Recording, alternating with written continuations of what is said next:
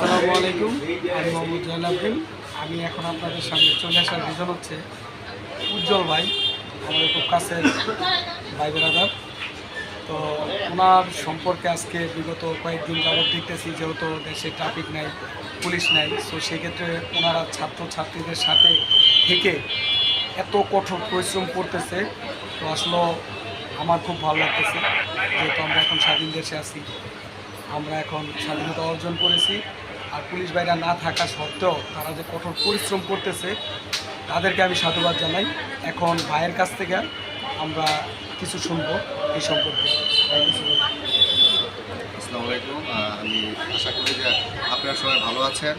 যেহেতু এই সময় পুলিশ বাহিনী নাই, পুলিশ সদস্যরা বাহিনী নাই, এই ক্ষেত্রে আমাদের আনসার কামকর্তা বাহিনীকে দায়িত্ব দিয়েছেন। ট্রাফিক ইনচার্জ, ট্রাফিকের যে দায়িত্বগুলো আমরা পালন করতেছি। আমাদের সাথে অসংখ্য ছাত্র